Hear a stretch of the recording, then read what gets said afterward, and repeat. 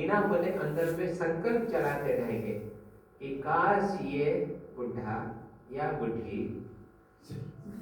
आगे की बात आप सोच रहे क्यों ऐसे सोचते हैं? क्योंकि बिस्तर में पड़े रहते हैं, वहीं पे टट्टी पेशाब हो जाता है, चल नहीं पाते हैं, उनके लिए एक बोझ जैसा महसूस होता है कि नहीं?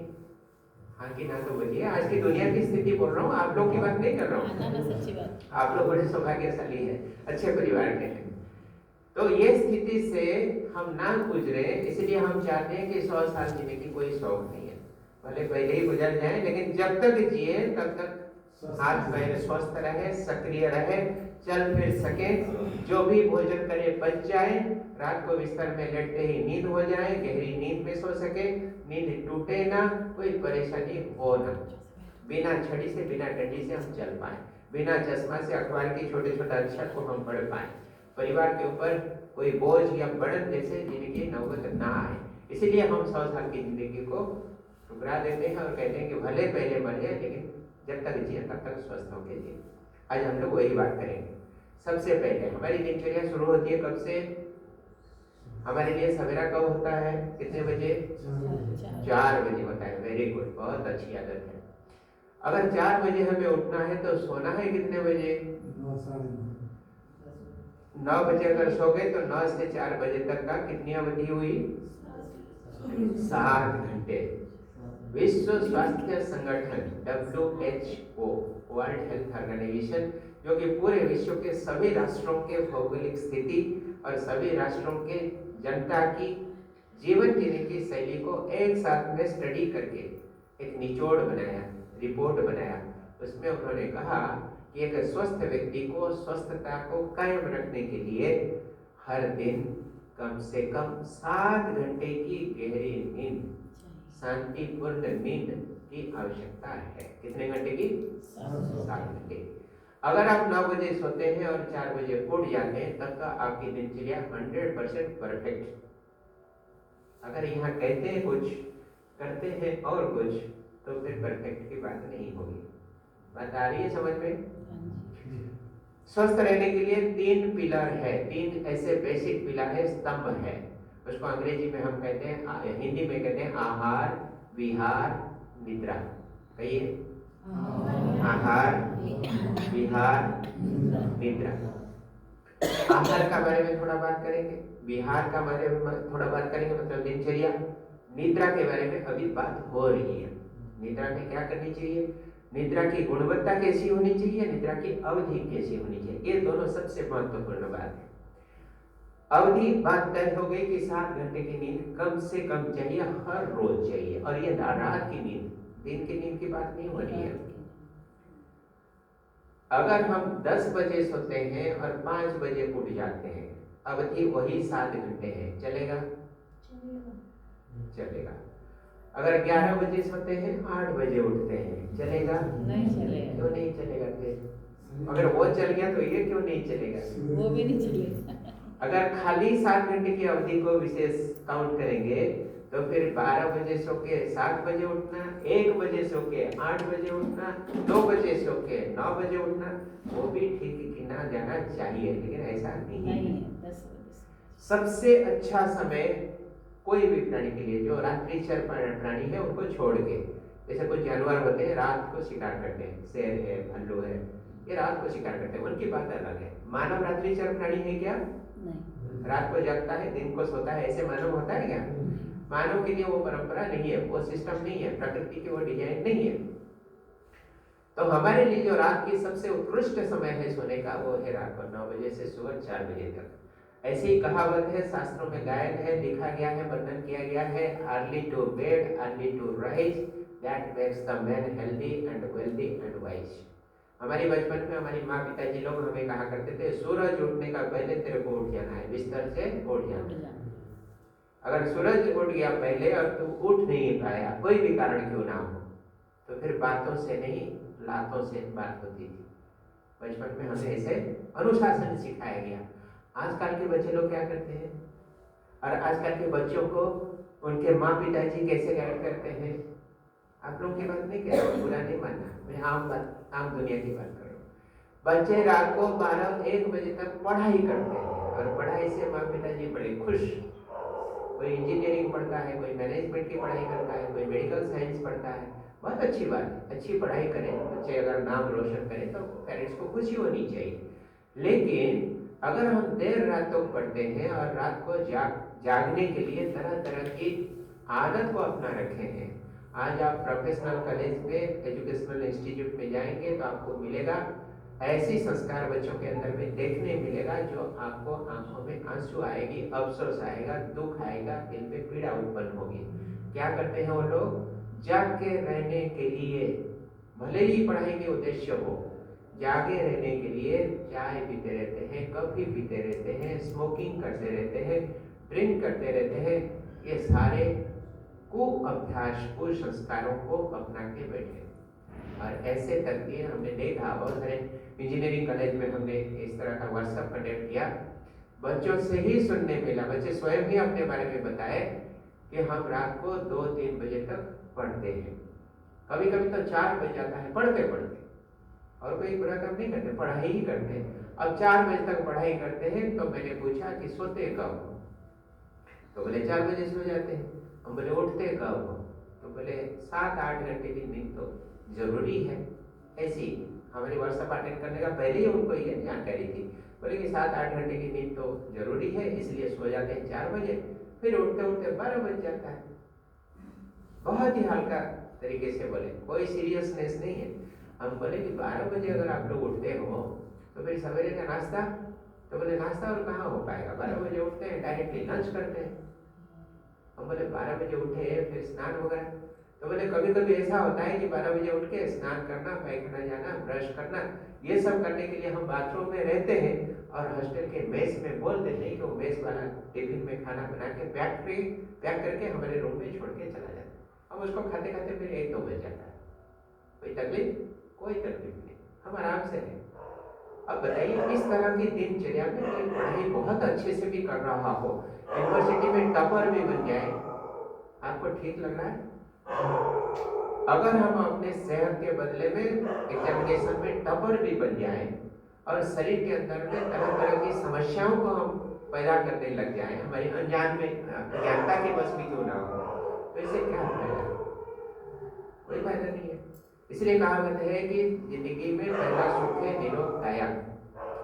दिनचर्या अगर सही है तो काया भी सही रहेगी, शरीर ठीक रहेगा और जीवन में सारी चीजों को आप भोग कर सकते हैं, चाहे पैसा हो, चाहे धन हो, चाहे घर हो, चाहे गाड़ी हो, चाहे बच्चे हो, किसी भी तरह का संसाधन आपके पास है, किसी भी तरह का भौतिक साधन सुविधा आपके पास है, उसको तभी आप भोग कर सकते हैं जब आपके पास में सही स्वास्थ्य हो। तब सही स्वास्थ्य के लिए नींद के बारे में पहले बात करें। नींद की अवधि होनी चाहिए कम से कम 7 घंटे और वो गहरी नींद होनी चाहिए, शांति की नींद होनी चाहिए।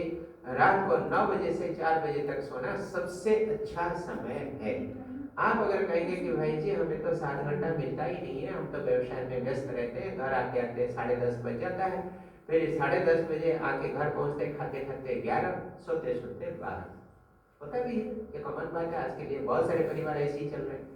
फिर उठते उठते 4 बजे कहाँ होगा, उठते उठते 8 बज जाता है। अगर कोई अमृत वेले यानी ब्रह्म मुहूर्त में 4 बजे उठ भी जाए, ऐसे भी लोग कहते हैं कि हमें तो रात को 3 घंटे की नींद होती है और वो पर्याप्त है, हमारे लिए कोई टेंशन नहीं, कोई परेशानी की बात नहीं कहते हैं। उसके लिए एक छोटा सा उदाहरण आपको बता रहे।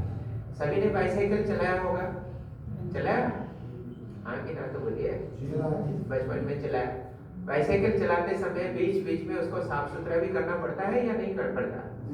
धूल जम गया, ग्रीस सूख गया, बल बेयरिंग जाम हो रहा है, साइकिल पेडलिंग जब करते तो खड़ खड़ खड़ खड़ आवाज ऐसी हो रही है, गाड़ी चल रही है लेकिन खड़खड़ आवाज हो रही है। फिर मड़गाड़ में कीचड़ जम जम के उसको जंग खा गया, ऐसा भी होता है, लेकिन साइकिल चल रहा है।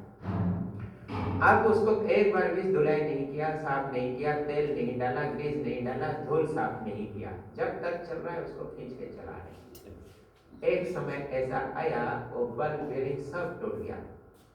अब पेडल तो करना चाहते हैं लेकिन वो घूम नहीं रहा है, चक्का नहीं घूम रहा है क्योंकि अंदर में जाम हो गया, पूरा डैमेज हो गया। ऐसी स्थिति में आ गई तो आप मैकेनिक के पास लेके गए। मैकेनिक सारी चीजों को जांच परख किया, बोला कि भाई साहब आपने बहुत देर कर दिया, क्या हुआ? ये साइकिल को अगर रिपेयरिंग करेंगे, सर्विसिंग करेंगे, तो ये दोनों चक्के, इसके रिम, इसके मडगार्ड, इसके कैरियर, इसके हैंडल, इसके ब्रेक, इसके चेन, इसके स्प्रोकेट, सब में इतनी खराब स्थिति है कि इसके लिए जितना पैसा आपको खर्च होगा उससे तो बेहतर है कि एक नया साइकिल ले लीजिए। अब नया साइकिल लेना है कि नहीं लेना है, या पुराना साइकिल को रिपेयरिंग करके चलाना है, ये तो आपका निर्णय होगा। लेकिन कहानी यही समाप्त होती है। अब हमारी ये जो शरीर रूपी साइकिल है, ये भी एक यंत्र के समान है। इसमें भी बहुत सारे इक्विपमेंट, उपकरण कुदरत ने फिट करके रखा है, चाहे वो हड्डियां हो, स्नायु संस्थान हो, पाचन तंत्र के अंग हो, टिश्यू हो, कोशिकाएं हो, हड्डियां हो, कुछ भी आप ले लें, सारी चीजों की एक सर्विसिंग, एक मेंटेनेंस की जरूरत है, जिसको निरंतर या तो कभी कभी सामूहिक रूप से एक समय के अंतराल में करते रहने की जरूरत है। और हमने कभी नहीं किया, हम खाते गए और काम करते गए, जो कि आजकल अक्सर होता ही रहता है। शरीर की मेंटेनेंस कौन करता है, कितना करता है? जब बीमार पड़ते हैं तब हॉस्पिटल दौड़ते हैं, डॉक्टर के पास जाते हैं, फिर वो कुछ दवा देते हैं, खा लिए, फिट हो गए, फिर काम शुरू, तो भाग दौड़ की जिंदगी शुरू। अब इसमें सर्विसिंग होती नहीं है, मेंटेनेंस होती नहीं है। कभी कभी ऐसी नेग्लिजेंस या लापरवाही या नजरअंदाज करते करते डॉक्टर के पास जाके पहुंचे, डॉक्टर साहब ने पूरा जांच परख किया, अल्ट्रासाउंड किया, शरीर के अंदरूनी अंगों को परीक्षण किया, पता चला कि कई अंग अंदर में इतनी सड़ चुके हैं, खराब हो चुके हैं, इसकी और सर्विसिंग नहीं हो सकती। अभी और तेल डालने से, धूल साफ करने से, ग्रीस डालने से, धुलाई करने से कोई मतलब नहीं है, इतनी सड़ गए। अब दुनिया में ऐसी कौन सी दुकान है, आप जाएंगे, एक किडनी खराब हो गया, उसको निकाल के बदली कर देंगे और नई किडनी ला के लगा देंगे। लीवर खराब हो गया, उसको बदली करके नई दुकान से नया वाला लेके फिट कर दो। फेफड़ा तो है, एक फेफड़ा खराब है तो उसको दुकान में जाके बदली कर दो, या तो फेंक दो, नया लगा दो, ऐसा होगा? तो डॉक्टर साहब फाइनली वही साइकिल मैकेनिक जैसे बात करेगा कि अब तो और कुछ करने की बात नहीं है, बचा कुछ नहीं है। इसका मतलब नया साइकिल ही लेने की जैसे बात हो गई। नया साइकिल लेना मतलब ये चोला को छोड़ के नया चोला लेना, ये शरीर यात्रा को समाप्त करना पड़ेगा, नया शरीर लेना पड़ेगा। तो शरीर का ही मृत्यु होती है, स्वयं का मृत्यु तो होती नहीं। आत्मा अमर है, अविनाशी है। जो शक्ति इस शरीर को चला रही है, वो शक्ति शरीर को छोड़ के चली गई, तो शरीर को मृत घोषित किया जाता है और नया शरीर को फिर से वो आत्मा दूसरी जन्म में लेने की क्रिया चलती है। तो कहने का तात्पर्य सिर्फ इतनी है कि हम शरीर को बीच बीच में मेंटेन करें, सर्विसिंग करें, इसका देख परख करें, जांच करें, तभी ये ठीक से मेंटेन हो पाएगा। और सर्वाधिक काल तक, आपका तो सपना है 100 साल तक, हमारी सपना उससे भी ज्यादा है, लेकिन वो तभी सफल होगा सपना अगर हम उसको सही ढंग से मेंटेन करेंगे। तब मेंटेन करने की स्थिति क्या है, विधि क्या है, उसके ऊपर भी थोड़ा नजर डालते हैं। एक नंबर हो गया नींद की अवधि। आप कुछ भी कर लें, कितना भी व्यस्त जिंदगी हो, अगर आप नींद के ऊपर छेड़छाड़ करते हैं तो आप अपनी जिंदगी के साथ खिलवाड़ करते हैं। कोई ऐसे कहे कि हम तो 3 घंटे नींद से सब कुछ प्राप्त कर लेते हैं, 4 घंटे में हमारा मैनेज हो जाता है, ये मैनेजमेंट, परमानेंट मैनेजमेंट या कुशल प्रबंधन नहीं है। आज नहीं तो कल उसका जवाब मिलेगा आपको और आप उसको भुगतान करने के लिए मजबूर होंगे। तो इसलिए नींद से कभी छेड़छाड़ नहीं, एक नंबर बात हो गई। दूसरा हो गया आहार। फिर चलेंगे बिहार में। आहार में हम क्या क्या लेते हैं, कब लेते हैं, कैसे लेते हैं, क्यों लेते हैं? आहार लेने की जरूरत है क्या, हाँ या ना? जरूरत है। किस लिए जरूरत है?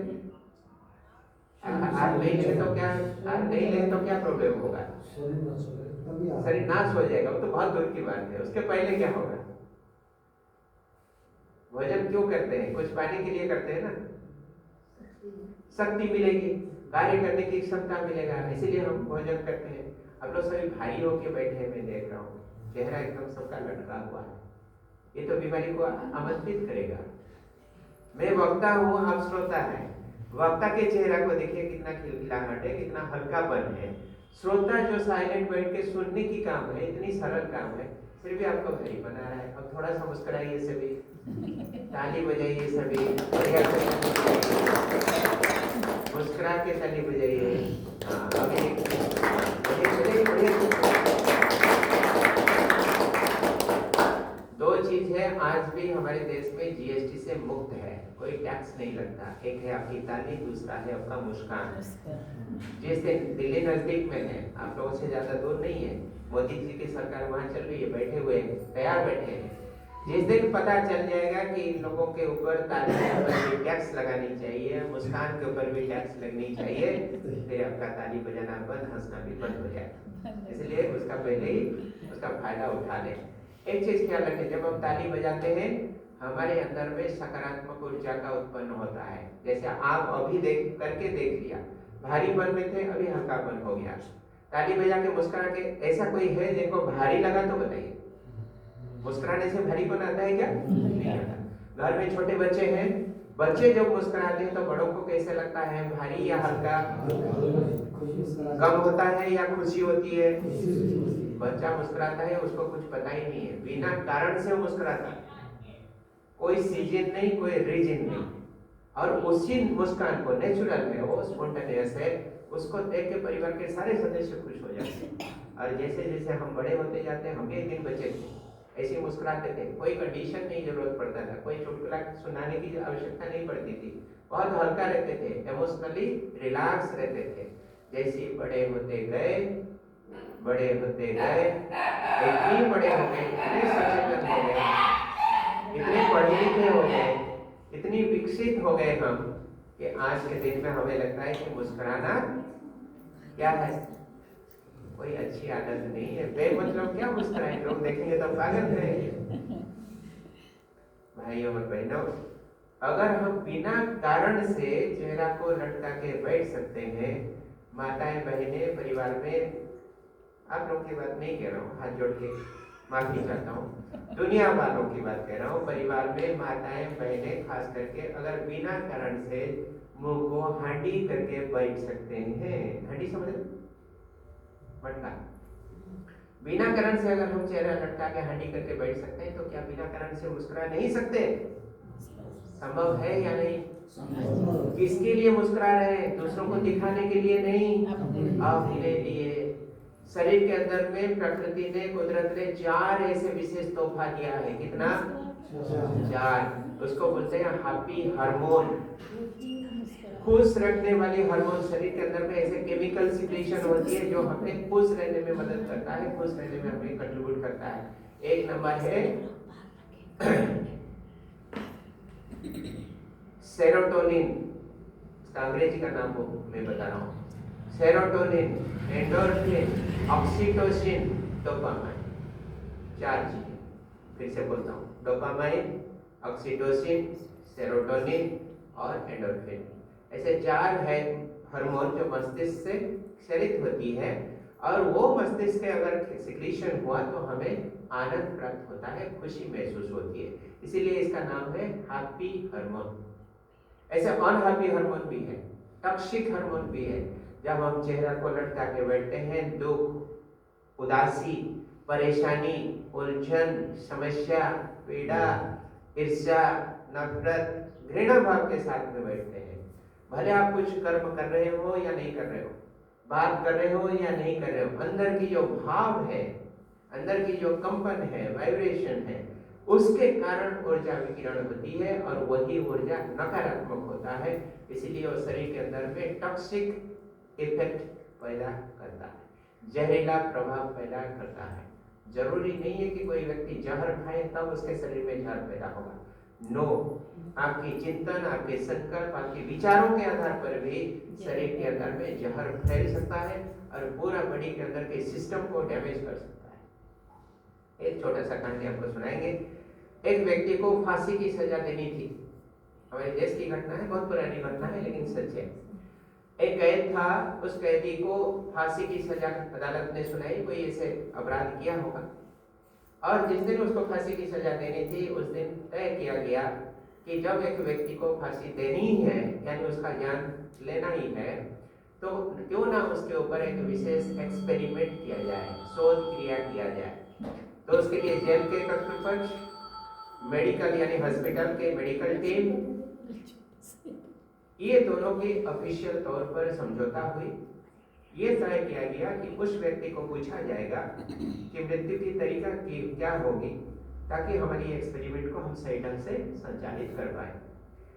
वो तिथि आई और परंपरा के अनुसार उस व्यक्ति को फांसी के सजा देने के लिए उचित जगह पर लिया गया, एक कुर्सी में बिठाया गया। परंपरा ये कहती है, जो हमारा प्रोटोकॉल है वो ये कहता है कि व्यक्ति को सजा देने के पहले, उस फांसी की सजा देने के पहले काला कपड़ा से उसका मुंह को ढक दिया जाता है, फिर फांसी की फंदा गले में चढ़ाया दिया जाता है और उसको कत्ल कर दिया जाता है। जब तक वो छटपटाते रहता है तब तक इंतजार करते हैं। ऐसे छटपटाहट बंद तो फिर डॉक्टर उनको जांच करते हैं, जांच करके डिक्लेयर करते हैं कि ये व्यक्ति जान से खत्म हो गया। ये है हमारी विधि। उस व्यक्ति को उस दिन पूछा गया कि आपके सामने दो ऑप्शन है। कितने? दो ऑप्शन है। मरना तो है ही, ये तो सजा है, विधि है, उसको कोई टाल नहीं सकता, लेकिन मरने के लिए दो तरीका आपको हम दे रहे हैं। ये आपका चॉइस है, मृत्यु के पहले आपका अंतिम इच्छा, ये दोनों में एक को आप चुन सकते हो और हम इसको विचार में लेंगे।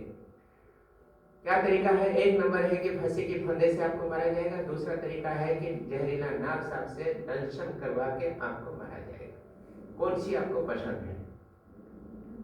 अब बताइए क्या चुना होगा उसने? कौन सा विधि सही है, मतलब ज्यादा तकलीफ नहीं होगी? लोग तो उसी को चुनेंगे ना। किसको चुना होगा? दसने वाले।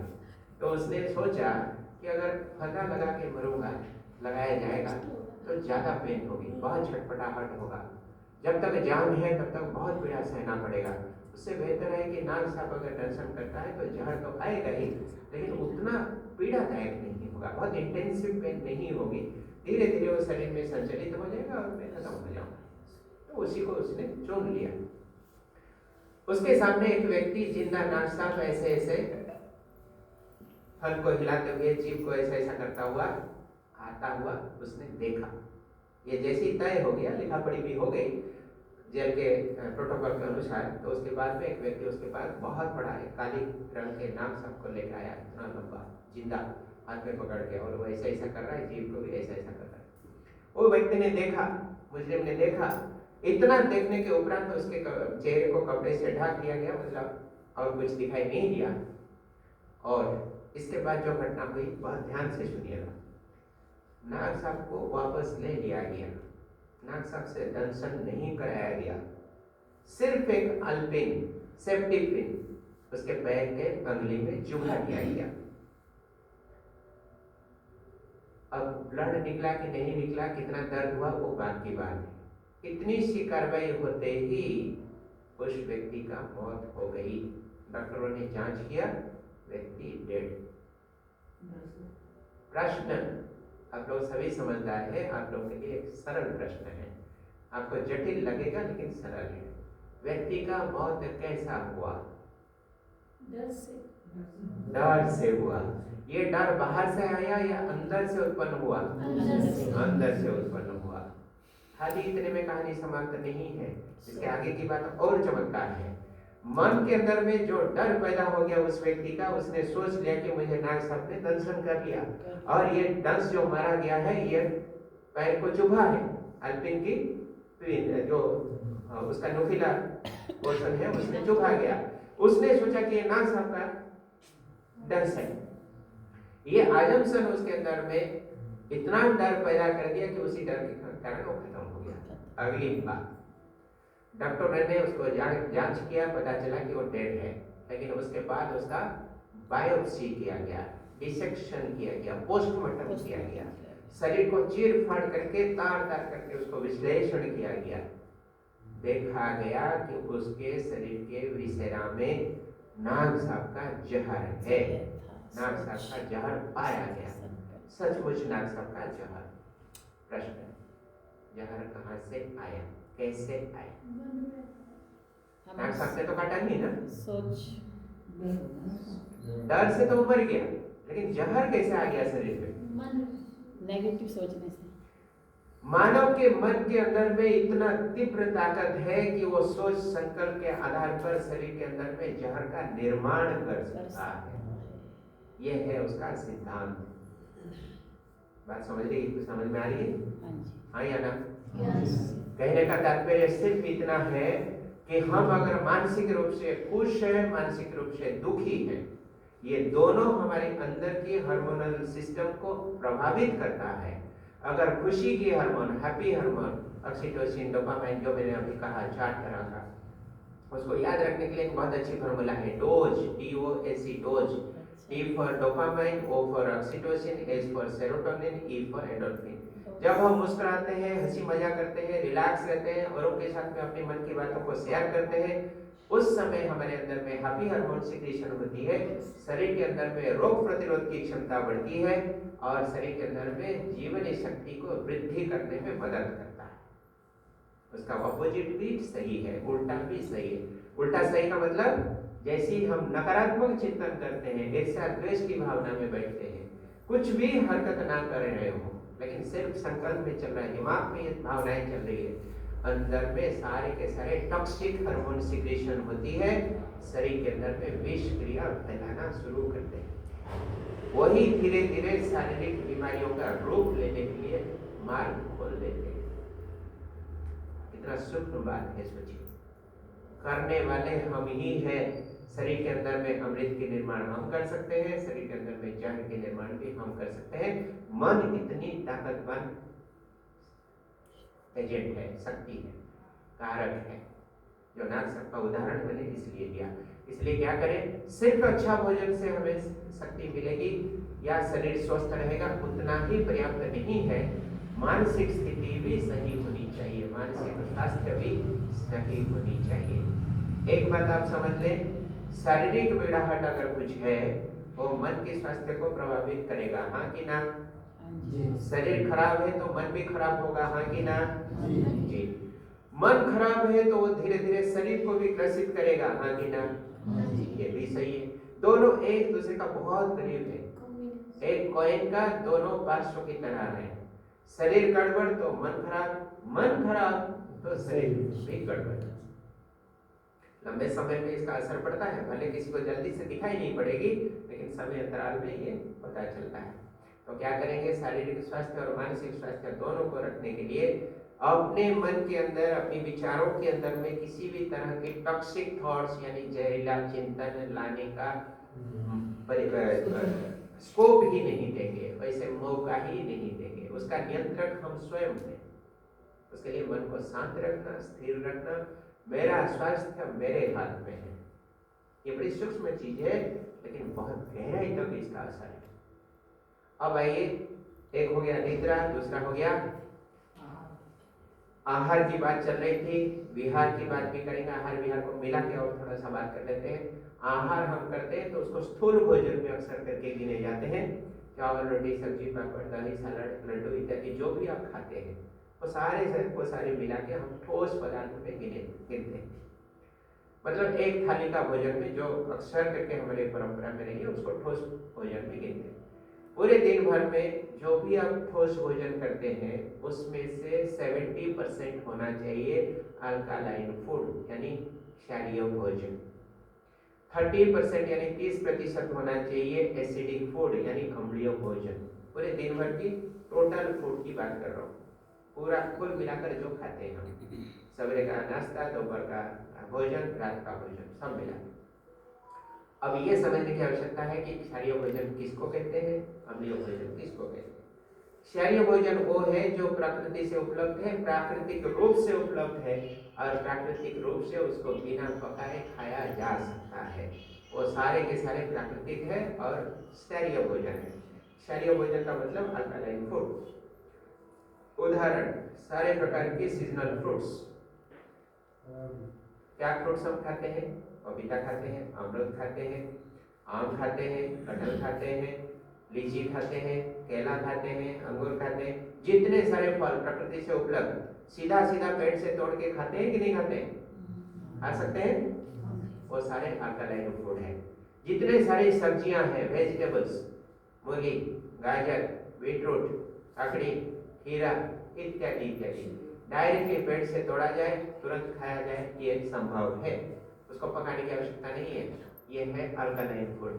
जितने सारे बीज है, अंकुरित बीज, गजा मूंग, गजा चना, गजा मूंगफली, जितने सारे अंकुर निकला हुआ बीज है, उसको डायरेक्टली हम खा सकते हैं, वो लाइव फूड कहलाती है, वो भी अल्कलाइन फूड है। इतने सारे चीजें अल्कलाइन है, मैं उदाहरण के लिए बोल रहा हूँ, ऐसे तो बहुत सारी लंबी लिस्ट है। इसकी मात्रा को बढ़ाते हुए हमें 70% तक ले जाने की जरूरत है। और जो एसिडिक फूड है, चावल, रोटी, दाल, नॉनवेज फूड, मछली भी क्यों ना हो, ये सारे एसिडिक फूड है। जितने सारे चमकीले चीजें हैं, आंख को खींचने वाले पदार्थ हैं, गली गली में ठेले में जो देखने मिलता है, fast food, junk food, chow mein, noodles, golgappe, ice cream, pizza, burger, samosa, jalebi, gulab jamun, देखिए कईयों के चेहरे में खिलखिलाहट आ गया, पानी आ गया, सुनते जा रहे हैं और फिर हंसते जा रहे हैं। उनको ऐसे लग रहा है कि जैसे हमारी चरित्र की चित्रण हो रहा है यहाँ पर। तो ये सारी चीजें हम सिर्फ स्वाद के लिए खाते हैं। और हमारे बच्चों की बात तो मत पूछो। बच्चों को यही सबसे प्यारा भोजन है, अगर ये मिल जाए तो फिर उत्सव हो जाए, ये ना मिले तो मम्मी भी बेकार, पापा भी बेकार। अब हमारी बचपन में ये सब चीजें था ही नहीं, नाम भी हमने नहीं सुना था, अभी कुछ ही साल पहले ये सब नाम आया। अब ये सारी चीजें एसिडिक फूड है, अगर खा लिए तुरंत कुछ गड़बड़ नहीं होगा, लेकिन मात्रा बढ़ती जा रही है अगर एसिडिक की और मात्रा घटती जा रही है अगर अल्कालाइन की, तब फिर गड़बड़ होगा। क्या गड़बड़ होगा? हमारी रेशियो क्या होना चाहिए, अनुपात क्या होना चाहिए? 70:30, अल्कालाइन 70, एसिडिक 30 होना चाहिए। हम करते क्या है, एसिडिक 70 और अल्कालाइन को 30 कर दिया, अनजाने में भले क्यों ना हो। शरीर के लिए जो नियम है प्रकृति का, वो तो निर्धारित है पहले से, आपने गड़बड़ किया तो आपको भुगतान करना पड़ेगा। शरीर के अंदर में जो केमिकल सिस्टम है, केमिस्ट्री है, रासायनिक स्थिति है, वो बिगड़ जाए, संतुलन बिगड़ जाए, तो फिर दुनिया में कोई ताकत नहीं है जो आपको बचा सके। बीमार पड़ना स्वाभाविक है। बीमार हम स्वयं पड़ते हैं, अपने प्रयास, पुरुषार्थ और तपस्या के बल पे पड़ते हैं। बीमार पड़ने में हम स्वावलंबी हैं। दुनिया में कोई भी प्राणी हो, मनुष्य हो, पशु हो, पक्षी हो, प्रकृति उनको 24 घंटे प्रोटेक्शन देती है, निरंतर उनकी सुरक्षा करती रहती है। छोटे बच्चे कभी सिक्के निगल लेते हैं, करते हैं ना छोटे बच्चे, खेलते खेलते मुख में चला गया और पेट में चला गया। एक सिक्का अगर पेट में चला गया तो प्रकृति 2 काम कर सकती है। कितने? 2 काम। बच्चों की तो उदाहरण दे रहा हूं, हमारे लिए भी वही प्रयोग होगा, जानवर के लिए भी वही नियम लागू है। प्रकृति सभी के लिए एक ही नियम रखी है। 2 संभावनाएं हैं, कुछ भी आपने पेट में डाल दिया, उसको बचाने के लिए प्रकृति निरंतर प्रयास करती है। यह है पहला ऑप्शन, पहली संभावना। पूरा कोशिश करती है कि वो पेट में पच जाए, शरीर में उसका पोषण लग जाए, और वही होता भी है। अगर कभी ऐसे कुछ चीजें हमने खा ली जो कि पचने में असमर्थ है, जैसे बच्चों ने सिक्के ले लिए, खा लिए, प्रकृति वहां पर हाथ उठा देती है, हमसे होगा नहीं, हम पचा नहीं सकते, पेट के अंदर में ऐसी इतनी सामर्थ्य नहीं है जो मेटल को भी गला दे, और संभव नहीं है। दूसरी कदम प्रकृति लेती है कि उसको पेट से तुरंत मल द्वार के रास्ते पर निकलवा देती है, फिर शरीर को शुद्धिकरण की ओर ले जाती है, शरीर साफ हो जाता है। प्रकृति यही 2 ही कार्रवाई सिर्फ करती है, हमें निरंतर स्वस्थ रखने की प्रक्रिया जारी रहती है। हम गहरी नींद में रहते हैं तो भी शरीर के अंदर में ये क्रिया सक्रिय रहता है।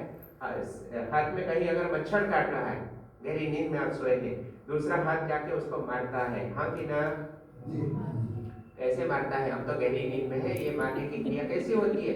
मच्छर जैसे ही काटा तो यहाँ पर एक संवेदना सृष्टि हुई, संवेदना हमारे स्नायु संस्थान के माध्यम से जाके ब्रेन में पहुंचा, ब्रेन ने उसको तुरंत एनालिसिस किया, ये कुछ ही सेकंड के अंदर होती है। ब्रेन ने उसको एनालिसिस किया, क्या घट रही है, कुछ यहाँ पर हो रही है, अनहोनी हो रही है, ये डिजायरेबल नहीं है, नहीं होना चाहिए, उसको फटाफट एनालिसिस किया, दूसरे हाथ को सिग्नल दिया कि जाओ इसको हटाओ। गहरी नींद में हम रहते हुए भी हाथ उठता है और इसको मारता है या तो भगाता है। यह है प्रकृति का प्रयास, इस शरीर को, इस जीव को निरंतर सुरक्षा देने की यह प्रयास है।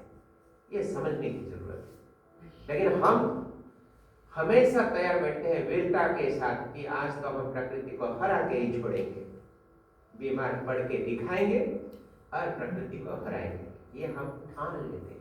यही हमारी दुर्भाग्य है, यही हमारी पीड़ा है, यही हमारा अफसोस है। इसी के कारण मानव आज बीमारग्रस्त है, इसी के कारण पूरी मानव जाति आज रोगी है। बस इतनी सी समझने की आवश्यकता है। करें तो क्या करें? प्राकृतिक जीवन शैली को अपनाएं। प्रकृति से उपलब्ध जो भोजन है उसकी मात्रा को बढ़ाएं। 70% अल्कलाइन भोजन को बढ़ाएं, 30% की और एसिडिक फूड को घटाएं। बैलेंस मेंटेन होगा। दुनिया में कोई ताकत नहीं है जो आपको बीमार कर सके, ये गारंटी। इतनी जबरदस्त डिजाइन है इस शरीर की, प्रकृति ने इतनी अच्छी तरह से इसकी संरचना की है, और हम बेसमझ के कारण हम इसको बिगाड़ते रहते हैं और उसका दुष्परिणाम भोगते रहते हैं।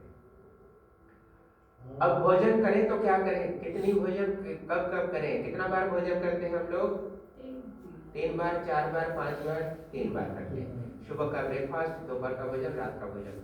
सुबह का ब्रेकफास्ट पूरा का पूरा अल्कलाइन हो, 100% अल्कलाइन।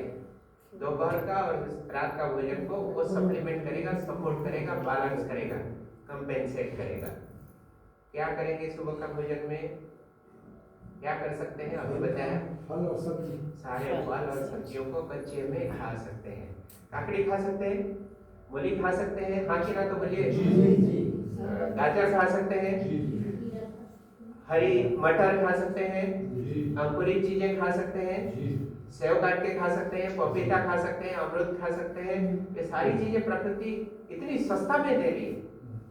जरूरी नहीं है कि कश्मीर से जो 300 रुपये वाला इंपोर्टेड एप्पल है उसको खरीद के खाएं। नो, जरूरी नहीं है। लकड़ी खाइए ना, घर के आंगन में जो साग होती है 20 रुपया 30 रुपया में 2-4 बंडल अगर मिल जाती है, पूरे परिवार के लिए काफी है। रोज खाइए। हम उसको पसंद नहीं करते, बस आमतौर पे लेते हैं। इससे क्या मिलेगा? विटामिन तो खाली आपको मिलेगा। ये हमारी बड़ा भ्रम है, ये समझने की आवश्यकता है। जिस सीजन में, जिस इलाके में जो फल होता है, उस इलाके के लोगों के लिए वही फल सबसे उत्कृष्ट है, ये समझने की जरूरत है। आम अगर आज के दिन में मिलता है तो वो आम आज का मौसम का फल है क्या? नहीं है। वो जितना भी पैसा क्यों ना हो, तो बात की बात है, शरीर के लिए उतना फायदेमंद नहीं होगा। आम का सीजन है मार्च, अप्रैल, मई, उस समय का जो आम है उस जगह का प्राणियों के लिए बेस्ट है। फूलगोभी का समय है, विंटर सीजन में होती है, उस समय उसको खाएं। मटर विंटर सीजन में होती है, उसको खाएं। तरबूज गर्मी के दिन में होती है, उसको उस समय खाएं। वही प्रकृति का देन है, प्रकृति उसको हमें प्रोवाइड करती है उस समय की, वो हमारे लिए सबसे फायदेमंद है। ये फॉर्मूला अगर समझ गए तो सबसे बढ़िया, सबसे ज्यादा कल्याण हो जाएगा। अब ये शरीर के अंदर में जो कुछ हम डालते हैं, ये हमें कार्य करने की क्षमता प्रदान करने के लिए वो तो बच जाता, उसके साथ में कुछ वेस्ट प्रोडक्ट भी बना के छोड़ देता है। ये एक बहुत बड़ी क्रिया है। क्या है? चावल खाए, रोटी खाए, पापड़ खाए, दही खाए, सलाद खाए, बूंदी खाए, आइसक्रीम खाए, मछली भी खाए, पापड़ भी खाए, इत्यादि सब कुछ खा लिया, शक्ति मिल गई, काम कर रहे हैं, वो ठीक है। लेकिन कुछ ऐसे वस्तु भी प्रकृति हमारे अंदर में बनवा देती है जो हमारे लिए अनावश्यक है। हम उसको रोक नहीं सकते, बनना जरूरी है, बनता ही है, बनना पक्का, लेकिन कोई काम का नहीं है। ऐसा है कि नहीं? समझ में आ रहा है कि नहीं आ रहा? शरीर के अंदर में पेशाब बनता है, कोई काम का है क्या? वर्ज्य वस्तु। मल का निर्माण होता है, हाँ कि ना? कोई काम का है? वर्ज्य वस्तु। बनना तय है, निर्माण होना पक्का, आप उसको रोकथाम नहीं कर सकते, प्रकृति के नियम है। लेकिन जो जो वर्ज्य वस्तु शरीर के अंदर में बनता है, उसको निष्कासन करवाने के लिए भी प्रकृति ने मार्ग बना के रखी है, उसकी व्यवस्था भी कर रखी है। बहुत अच्छी व्यवस्था है, व्यवस्थित व्यवस्था। टट्टी पेशाब लगने से शरीर के अंदर में संवेदना पैदा होती है, हमें पता चलता है कि हमें बाथरूम जाना है। शरीर से पसीना निकलती है, पसीना भी शरीर को शुद्धिकरण करने का एक प्रक्रिया है। आंख से कचरा निकलती है, रोज हम अंगली से साफ करते हैं, कान को भी साफ करते हैं, नाक से श्लेष्मा निकलती है, रोज ब्रश करते हैं, दांत साफ करते हैं, जीभ साफ करते हैं। ये सारे की सारी क्रियाएं शरीर को शुद्धिकरण की ओर ले जाने की एक एक मार्ग है। ये प्रकृति के द्वारा नियंत्रित तरीका है। यही प्राकृतिक जीवन शैली के एक अंग है। अगर हमें पेशाब लगता है, हम पेशाब नहीं करते हैं, कोई कारण से दबा के रखते हैं, लंबी सफर करते हैं, बस में ट्रैवल करते हैं, कर नहीं पाते हैं, कहीं बस रुकेगी, टॉयलेट बाथरूम मिलेगा तब जा पाते हैं। शरीर के अंदर में एक तो वर्ज्य वस्तु निर्मित होगी, जहां पर वो निर्मित होकर स्टॉक में है पेट में, वहां पर वो निगेटिविटी पैदा करती है, नकारात्मक ऊर्जा पैदा करता है, टॉक्सिक इफेक्ट पैदा करता है। और वही टॉक्सिक इफेक्ट जब अंदर में हम समा के रखते हैं, दबा के रखते हैं, कुछ भी कारण हो, वो फिर चारों तरफ और फैलता है और बढ़ता है। पूरे शरीर में उसका नकारात्मक प्रभाव बढ़ता है, फैलता है, जो कि समय क्रम में बीमारी के रूप में आविर्भाव होता है। बीमारी का एक ही कारण है, सारी रोगों की एक कारण है, सिद्धांत यही है, शरीर के अंदर में मल का निर्माण होना और संचय होना। इतना संचय हो गया कि जो शरीर के कैपेसिटी के बाहर है, इसलिए वो बीमारी के रूप में उसको निकलवाने की प्रयास करती है, हमें पीड़ा भोगने की मजबूरी होती है। अगर कुछ ही ऐसे वर्जित वस्तु बना है जो कि शरीर नियंत्रण कर सकता है, कुछ ही हल्का मात्रा में। अब देखिए, आप पेशाब करके आ भी गए तो भी पेट में थोड़ा पेशाब रह जाता है, पायखाना से आ भी गए तो भी पेट में थोड़ा सा मल रह जाता है, कौन उसको जांच परख करता है पता भी नहीं चलता, उतना हार्मफुल नहीं है। लेकिन बहुत सारे लोग ऐसे हैं जिनको पेट साफ ना होने की शिकायत है, कॉन्स्टिपेशन की प्रॉब्लम, कब्ज की प्रॉब्लम, लंबे समय तक पायखाना में बैठते, पेट साफ नहीं होता, दवा खाते हैं फिर भी संतुष्ट नहीं, दिन भर भारीपन, अच्छे से नींद नहीं होती है, कार्य करने की ऊर्जा नहीं मिलती है, हमेशा परेशानी, भारीपन महसूस होता है। ये एक इंडिकेटर है, सूचक है कि शरीर के अंदर में मल यानी विजातीय पदार्थों का संचय बहुत बढ़ गया। अब शरीर को शुद्ध करने की आवश्यकता है। शुद्ध करने के लिए 5 चीजें हम बताएंगे। कितने? 5। अगर ऐसी समस्या है, पेट साफ नहीं हो रही है, भारीपन महसूस हो रही है, रात को नींद नहीं हो रही है, लेथार्जिक फील हो रही है, बैठ गए तो उठने का मन नहीं होता, इस तरह की अगर समस्या है तो आप समझ लीजिए कि यह एक इंडिकेटर है कि स्वास्थ्य में कहीं गड़बड़ी है, शरीर के अंदर में विजातीय पदार्थों की संचय की मात्रा बढ़ गई है। यह अच्छा है या बुरा है? ये सूचना मिलना हमारे लिए अच्छा है या बुरा? अच्छा है। हमें समझ जाना चाहिए कि ये हमारे लिए इंडिकेट करता है कि कुछ करूं, कुछ इसकी निवारण करूं। आप मोटरसाइकिल चलाते हैं, मोटरसाइकिल में कितना तेल है टंकी में, उसके लिए कांटा दिखाता है आपको, हाँ कि ना? आप कहेंगे ये कांटा ही मेरे लिए समस्या है, तेल घट गया तो कांटा दिखाता है, तेल घट गया, अब ये कांटा को ही मैं हटा दूं, अब क्या होगा? टंकी पूरा शून्य हो जाए, तेल पूरा खत्म हो जाए तो भी आपको इंडिकेशन नहीं मिलेगा, अचानक गाड़ी रुक जाएगी।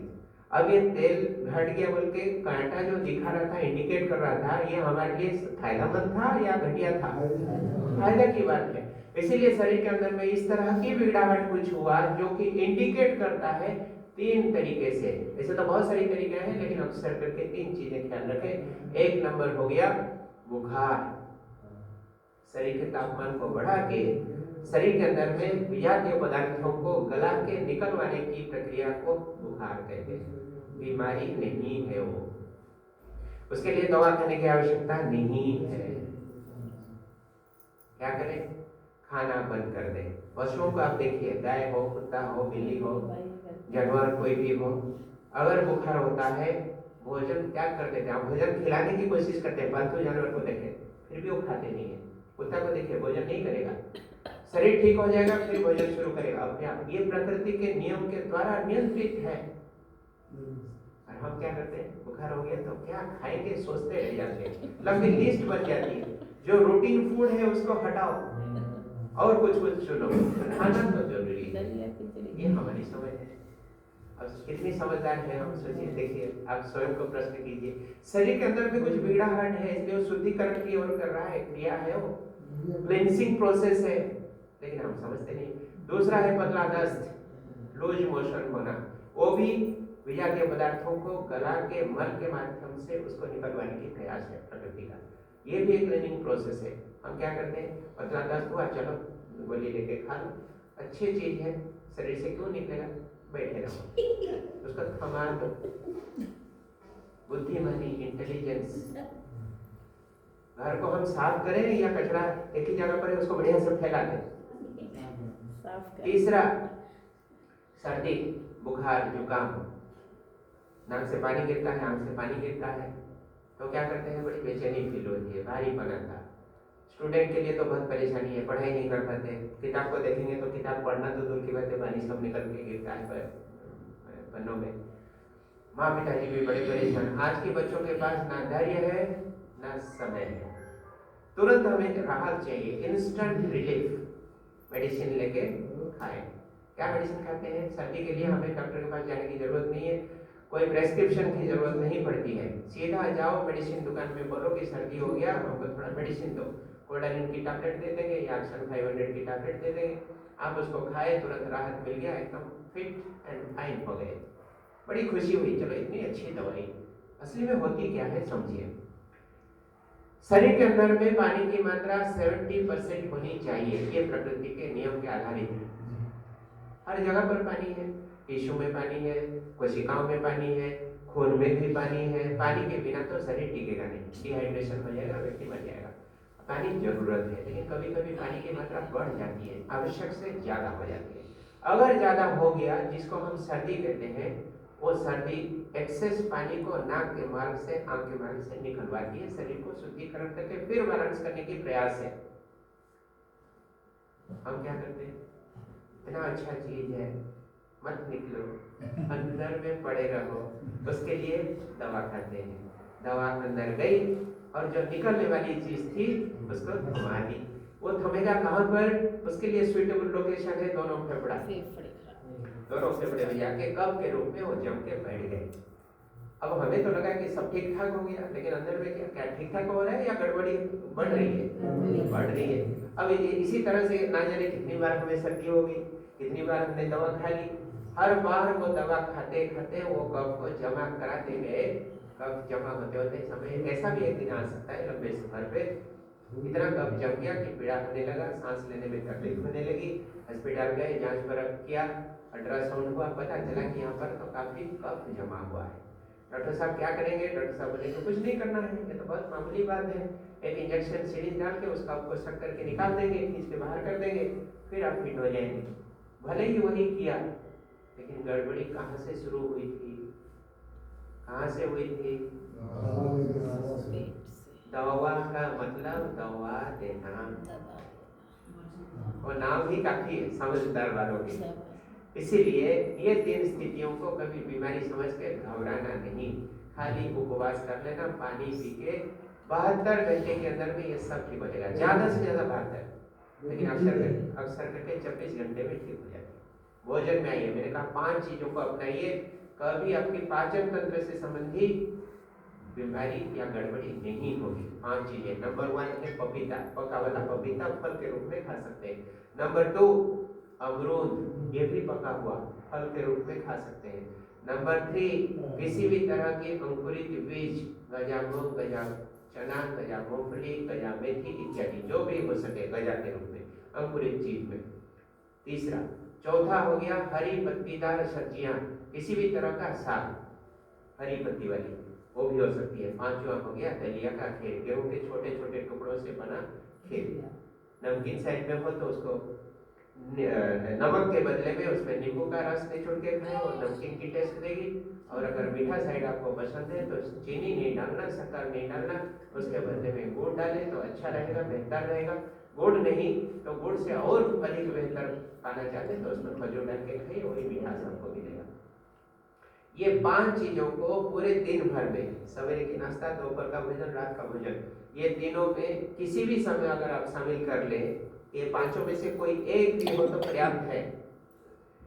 कब्ज की शिकायत जिंदगी में कभी नहीं आएगी, ये गारंटी है। ये 5 में से कोई भी एक मात्र शामिल कर सकते हैं। महंगा है या सस्ती है? सस्ती। हर घर के आंगन में मिलता है, और आपके ये जो इलाका में देख रहा हूँ अलीगढ़ या जटाई के इलाके में। यहाँ तो बहुत सुंदर परिवेश है, हरियाली है, खेत है, बागान है, वहाँ तो मिलना ही मिलना। बड़े बड़े सिटीज में आप दिल्ली चले जाइए, आपको मिलेगा पपीता तो मिलेगा, ऊपर देखेंगे तो पूरा पीला या तो लाल चकाचक दिखेगा, लेकिन वो नेचुरल रूप से पका हुआ रहता है क्या? कैसे पकाते हैं? कार्बाइड देके, केमिकल देके उसका चेहरा को बदला देते हैं। अंदर में ना मिठास है, ना उसके अंदर ना पोषण है, छोटे छोटे मैच्योर नहीं हुआ, उसको तोड़ लिए, कलर देके, केमिकल देके पका दिए। देखने में अच्छा लगता है लेकिन वो काम कर रही है। आज के दिन में आप देखो तो अमरूद आता है इतना बड़ा बड़ा, इम्पोर्टेड थाई, वह थाईलैंड से इम्पोर्टेड हो गया था, इतना बड़ा देखे है ना, चकाचक पूरा पॉलिश्ड वाला था, किलो शायद 120-130 ऐसे मिलता है। तो साइज में बड़ा हो जाता है, वजन में बढ़ जाता है, लेकिन उसके अंदर के पोषण तत्वों की मात्रा नेचुरल रूप से उपलब्ध अमरूद के तुलना में कम है।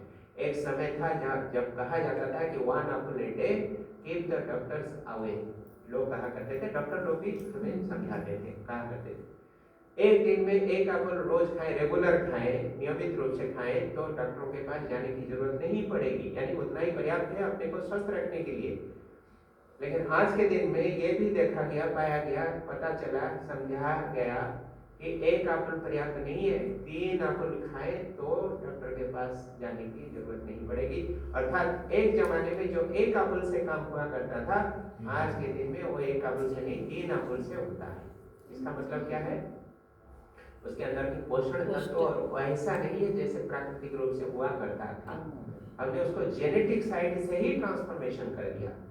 जेनेटिक इंजीनियरिंग हम पढ़ाते हैं बच्चों को, उस इंजीनियरिंग की विद्या में बताई जाती है कि उसके मूल मौलिक गुण को कैसे रूपांतरित करके हम असली गुण से काफी दूर तक उसको ले जा सकते हैं। चाहे टमाटो हो, चाहे झींगा हो, चाहे अमरूद हो, कोई भी चीज आप देखें जिसका साइज इतना, लौकी आप देखें, अब आमतौर पर लौकी इतने लंबे इतने मोटे होते थे, आज देखिए अगर उसको केमिकल देके उसको जेनेटिक ट्रांसफॉर्मेशन कर दिया जाए तो इतने मोटे मोटे लौकी और इतने लंबे लंबे, देखने में तो बड़े भले ही अट्रैक्टिव लगे, लेकिन उसके अंदर की पोषण तत्व कम हो जाती है। ये सारी चीजों को थोड़ा सोच समझ के करने की आवश्यकता है। 3 चीजों से अपने को दूर रखना है, एक हो गया नमक, दूसरा हो गया चीनी, तीसरा हो गया मैदा। ये तीनों को हम कहते हैं सफेद रंग के स्लो पॉइजन। बचपन से तो हम ये स्लो पॉइजन खाते आ रहे हैं, कुछ नहीं हो रहा है, अभी कैसे पॉइजन हो जाएगा, है ना? ये प्रश्न आता है। बचपन से हम खाते हैं, अंदर में क्या करता है वो हमने कभी सोचा नहीं, अभी समझ में आया, जानकारी मिली, तो थोड़ा सोचने की आवश्यकता है। करते क्या है? शक्कर सिर्फ स्वाद के लिए है, स्वाद के अलावा इसका कोई फायदा नहीं। वैज्ञानिकों ने कहा कि चीनी के अंदर में कोई भी फूड वैल्यू नहीं है, भोजन का उपादान वो है ही नहीं, सिर्फ जीभ का स्वाद के लिए हम उसको खाते हैं। और जीभ का स्वाद हमें कितना देर मिलता है? अगर एक लड्डू खाया, मिठाई खाया, चीनी से बनती है मीठा, अब एक लड्डू मुंह में रखा, लड्डू का एक टुकड़ा मुंह में रखा, कितने महीने तक खुशी मिलेगी उसकी? 2 मिनट, 2 महीने, 1 मिनट जब तक अंदर गया, एक बूंदी का दाना खाया, और जीभ में जब तक है, यहाँ तक नहीं पहुंचा 15 सेकेंड, ज्यादा से ज्यादा 20 सेकेंड। गुलाब जामुन एक चम्मच लिया, मुख में रखा, बहुत आनंद ले लेके खो के खा रहे, तो भी वही 20 सेकेंड तक मिलेगा। यहाँ पहुंच गया तो और टेस्ट नहीं मिलेगा, अंदर चलता गया तो टेस्ट भी आउट होता गया। अब उसको सोच सोच के हम कितना दिन तक खुश रह सकते हैं? इतना मीठा था, इतना स्वादिष्ट था, इतना डिलीशियस था, केसर भी पड़ा था, इलायची भी पड़ी थी उसमें, सोच सोच के तो 4 महीने तक खुश नहीं हो सकते ना। ये संवेदनात्मक खुशी है, इंद्रिय का खुशी है, ये निरंतर टिकता नहीं है। और यही खुशी पाने के लिए जीवा का स्वाद का वशीभूत होकर हम ना जाने अपना शरीर का कितना नुकसान कर बैठते हैं। तो शक्कर से थोड़ा दूर रहना, शक्कर की चीजों को थोड़ा अवॉइड करना। लड्डू है, जिलेबी है, गुलाब जामुन है, खीर है, चाय की बात नहीं करूंगा, चाय में आप शक्कर डालते हैं कि क्या डालते हैं आप लोग समझे। जहाँ चीनी है वहां पर समस्या है। और चीनी की एक दूसरी समस्या बता देता हूँ। चीनी का जो फॉर्मूला है, केमिकल फॉर्मूला है, कार्बन, हाइड्रोजन और ऑक्सीजन, C12H22O11 उसका केमिकल फॉर्मूला है। इतना गहराई में आपको जाने की जरूरत नहीं है, लेकिन ये एक ऐसा यौगिक पदार्थ है जो कि पेट में जाए तो प्रकृति पहले देखती है कि ये बेटा पेट में क्या डाला, उसको मैं पहुंचाऊं तो कैसे पहुंचाऊं। ये प्रकृति निरंतर उसको जांच परख करती है, स्कैनर की तरह देखती परखती है। अब आप तो खाते जाते हैं, प्रकृति अपनी ड्यूटी करती रहती है। प्रकृति देखी कि पेट में चीनी डाला गया, चीनी को पचाने के लिए प्रकृति को चाहिए कि एक्स्ट्रा कैल्शियम, पचाने के लिए कैल्शियम की मात्रा और जरूरत पड़ता है, ये नियम है। तो प्रकृति खोजती है, पेट में चला गया तो उसको निकाल नहीं सकती प्रकृति, आपने तो डाल दिया, प्रकृति को ऊपर में लोड दे दिया। प्रकृति खोजती है कि एक्स्ट्रा कैल्शियम कहाँ से मिलेगा। शरीर के अंदर में कैल्शियम कहाँ से मिलती है?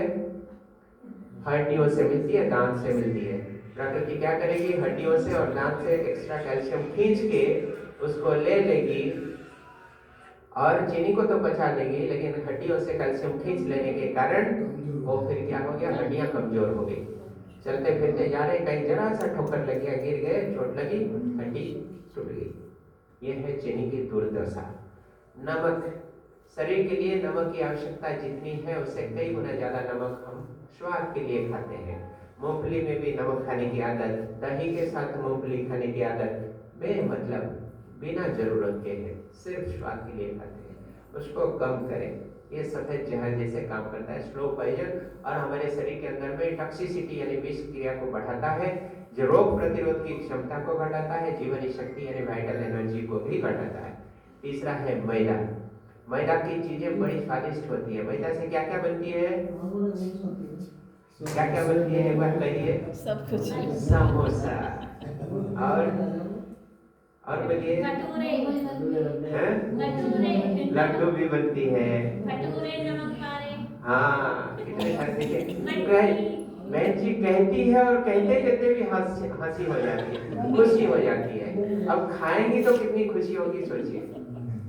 तो ये सारी चीजें इतनी जबरदस्त बनाया है कुदरत ने, इसको सोच के भी आनंदित हो जाते हैं लोग, खाना तो किसी की बात। अब ये मैदा से बनी हुई चीजें, चाहे समोसा हो, चिप्स हो, कुछ भी हो, जैसी हम खाते हैं तो इसके एक अंदर में चिपचिपाहट गुण होती है, एडहेसिव प्रॉपर्टी बोलते हैं। अंत नाड़ी में जहां जहां वो गुजरता है वहां पर एक पतला सा परत छोड़ के जाता है। जितनी ज्यादा चीजें आप इस तरह का सेवन करते जाएंगे, अगर मैदा की बनी हुई चीजें और चाशनी में भी डूबी हुई, तब तो फिर डबल नुकसान हो गया और गरिष्ठ हो गया। ऐसी अंत नड़ियों के अंदर में वो एक एक परत बनाते जाते हैं, धीरे धीरे उस मार्ग को संकुचित कर लेते हैं। अगर बहुत खराब कंडीशन हो जाए, लंबे समय तक आपने ऐसी चीजों की सेवन करते रहे, तो फिर वो गांठ का रूप ले लेता है, क्योंकि वो पैसेज नैरो हो जाता है, कंजेस्टेड हो जाता है, गांठ का रूप ले लेता है। फिर आप जाते हैं, जांच परख करते हैं, पता चलता है, मेडिकल लैंग्वेज में उसको डॉक्टर कहते हैं ट्यूमर हो गया। ट्यूमर का मतलब गांठ है। बस इतनी सी बात है और कुछ नहीं। छोटी सी लापरवाही, बड़ी सी समस्या। तो समय के अंदर में जितना चर्चा करना था, हम प्रयास किए कि आपको ज्यादा से ज्यादा चीजें बता दें, ताकि आप दिनचर्या में शामिल करें, रहन सहन में थोड़ी सी सुधार हो जाए, तो आपके जीवन में कल्याण हो जाएगा। कम से कम आप स्वस्थ रह सकते हैं, शारीरिक रूप से और मानसिक रूप से। मानसिक रूप से और एक चीज हम जोड़ के फिर समाप्त करेंगे। आजकल मोबाइल फोन की जमाना है। हम जब पढ़ते थे, कहा करते थे, बड़ों को पढ़ाते थे, मैनेजमेंट में भी सिखाते हैं कि जीने के लिए 3 चीजों की आवश्यकता पड़ती है, रोटी, कपड़ा, मकान। बोलिए, रोटी, कपड़ा और मकान, ये बेसिक नीड यानी मौलिक आवश्यकता है मानव को समाज में टिकने के लिए, जीने के लिए। आजकल के बच्चों को जब हम ये कहते हैं तो बच्चे हंसते हैं और लापरवाही करके बोलते हैं, सर ये तो बहुत पुरानी बात आप कह रहे हैं, नई बात पढ़ाई है, ये सिलेबस का और बाहर हो गया। हम कहते हैं नई बात क्या है, तो बोलते हैं सर रोटी, कपड़ा, मकान और चौथा है स्मार्टफोन। स्मार्टफोन के बिना कुछ नहीं चलने वाला आज की दुनिया में। और सही बात है, हम भी उसको फील करते हैं कि उसकी नेसेसिटी कितनी ज्यादा है। लेकिन स्मार्टफोन के अंदर में ऐसे बहुत सारे फीचर हैं जो तो एक तो काम में नहीं आता, या तो हम यूज करते ही नहीं हो, ऐसी फीचर है वो। मगर सोचने की बात यह है, क्या मोबाइल फोन हमारे अधीन है या हम मोबाइल फोन के अधीन हैं? मोबाइल को नियंत्रण करने वाले हम हैं या हमें नियंत्रण करने वाले मोबाइल हैं? मालिक कौन है? हम हैं। ऐसे हम यूज करते हैं क्या? सबसे बड़ी विडंबना है कि मोबाइल फोन को हम किसी भी पल बंद करके रख सकते हैं। संभव है कि नहीं है? संभव है। दुर्भाग्य है कि हम बंद नहीं कर पाते। यही सबसे बड़ा दुर्भाग्य है। मोबाइल फोन में आपने देखा होगा कई ऐसे मैसेज आते हैं, वीडियो आते हैं, फोटो आते हैं, जो पढ़ने के बाद लगता है कि ये तो कोई मतलब का नहीं है, मेरे से कोई लेन देन है ही नहीं। वीडियो ओपन कर लिया, उसके बाद पता चला कि ये कोई काम का नहीं है। काम का तो नहीं है, बल्कि मेरा दिमाग को खराब करने वाला है। उसके बाद भले डिलीट आपने कर दिया, लेकिन मोबाइल से डिलीट हो जाएगी, दिमाग से डिलीट नहीं होगी। ये नहीं हो सकती। मानव का मस्तिष्क इतना शार्प है, इतनी सूक्ष्म चीजों से बनी है कि सूक्ष्म चीजों को सूक्ष्मता के साथ सालों तक, वर्षों तक वो बना के रखती है। अंदर में मेमोरी के रूप में उसकी रेसिड्यू रह जाता है, जिसको आप चाहेंगे तो भी मिटा नहीं सकते। उसको बोलते हैं फुटप्रिंट। कंप्यूटर में, मोबाइल में डिजिटल ट्रांजैक्शन जब आप करते हैं, कुछ टाइप कर दिए, डिलीट मार दिए, मैसेज कुछ आया व्हाट्सएप में, आपने डिलीट कर दिया, डिलीट करने के उपरांत में भी वो मैसेज मिल सकती है मोबाइल के अंदर, उसको बोलते हैं डिजिटल फुटप्रिंट, उसका छाप। उसी तरह से जो कुछ हमने देखा आंखों के माध्यम से, वो हमारे मस्तिष्क तक पहुंचा, हमारे चेतना तक पहुंची, चाहे वो वीडियो हो, चाहे टेक्स्ट हो, चाहे इमेज हो, वो भावना, वो वाइब्रेशन और उसकी जो तरंगे छोटे छोटे सूक्ष्म कण के रूप में हमारे मन की स्थिति को प्रभावित अवश्य करते हैं। अगर अच्छी इनपुट गई तो अच्छी हार्मोन सिक्रीशन होगी, बुरी इनपुट गई, टॉक्सिक इनपुट आपने लिया, घटिया चीजों को लिया, हिंसा, ईर्ष्या, द्वेष, मारपीट की चीजों को आपने देखा, तो दर्शन के माध्यम से, दृश्य के माध्यम से, आंखों के माध्यम से, अगर ऑडियो के माध्यम से फाइल को आपने वीडियो को सुनी, तो कान के माध्यम से सारी इनपुट यहाँ पे आपके ब्रेन की कंडीशन को अफेक्ट करेंगे ही, ये पक्का। भले ही आपको तुरंत महसूस हो या ना हो, लेकिन लंबे समय पर इसका रिजल्ट, इसका परिणाम अवश्य आपको भोगना है। यह हमारी इमोशनल हेल्थ को अफेक्ट करता है, भावनात्मक स्वास्थ्य को अफेक्ट करता है। भावना अगर गड़बड़ होती गई तो एक समय आएगा वो हमारे शारीरिक स्वास्थ्य को भी प्रभावित करेगी ही। ये इतनी सूक्ष्मता के साथ एक दूसरे के साथ में जुड़े हुए। इसीलिए शारीरिक स्वस्थता के लिए भौतिक साधन, भौतिक भोजन, ये सारी चीजों को ध्यान रखने के साथ साथ मन की स्वास्थ्य, भावनात्मक स्वास्थ्य के लिए हम हमेशा अपने को अपनी चेतना के ऊपर में केंद्रीभूत करके रखें, ताकि हमारा मन शुद्ध रहेगा, अच्छे विचार चलेंगे और अच्छे विचार, शुद्ध वाइब्रेशन से हमारे शरीर की भी शुद्धिकरण होती जाएगी।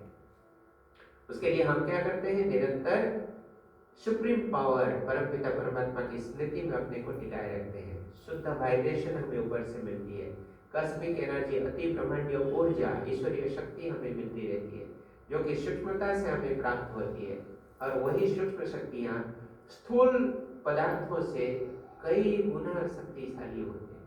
अति ब्रह्मांडीय ऊर्जा जो कि आंखों में नहीं दिखता, ये चमड़ी की आंखों के लिए वो देखना संभव नहीं है, वही हमें अंदरूनी रूप से सशक्त बनाते हैं और बाह्य रूप से शरीर सशक्त हो जाता है।